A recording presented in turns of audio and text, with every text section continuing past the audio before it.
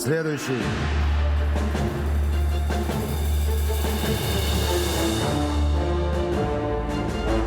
When you sit behind a cruel desk, mechanically handling hundreds and thousands of documents every day and encounter with a variety of people, you may realize that, in Paper Please, you are not playing a game, you are taking an exam about moral dilemmas.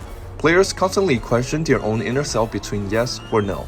Should you choose to become a gear in machines, mechanically following every instruction from your superiors, or should you choose to follow your own moral values?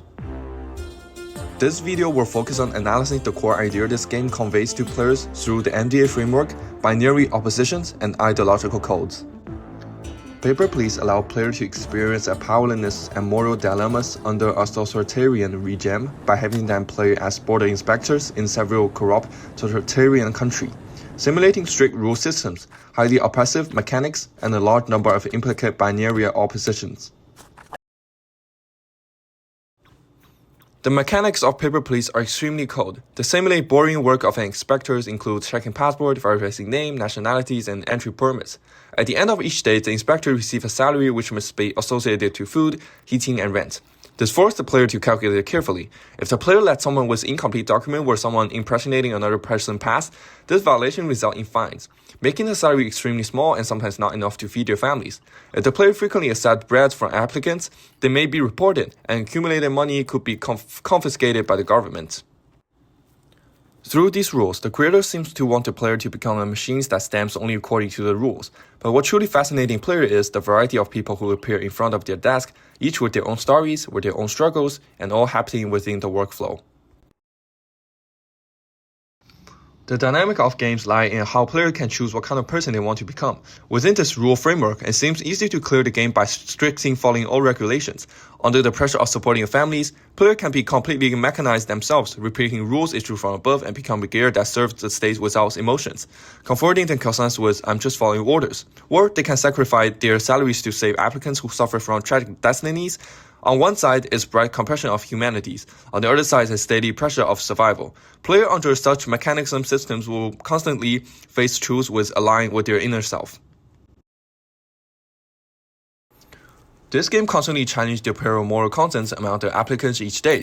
Their pitiful refugees try to escape their countries, facing with documents that clearly do not meet requirements.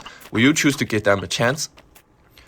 There are helpless children desperately hinting that you should stop the human trafficker behind them to avoid being kidnapped.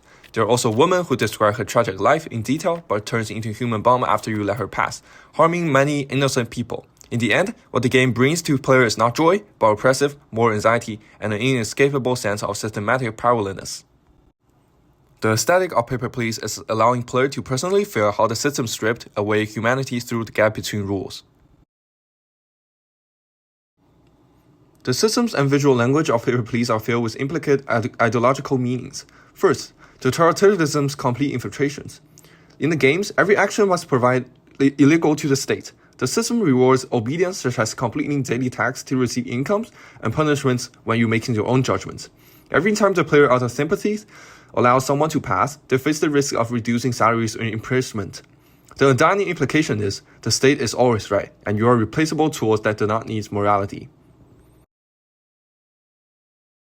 Through a layer of rules, mechanics, narrative elements, and ideological codes, Paper Please allow players to experience how authoritarian system shapes humanity and morality. Paper Please is not a simple entertainment product. Many people call this game a game of empathies, as every character you met represent common real-life struggles that are easy to emotionally connect with. This game is more like a cold mirror, reflecting our thoughts through the events we encounter.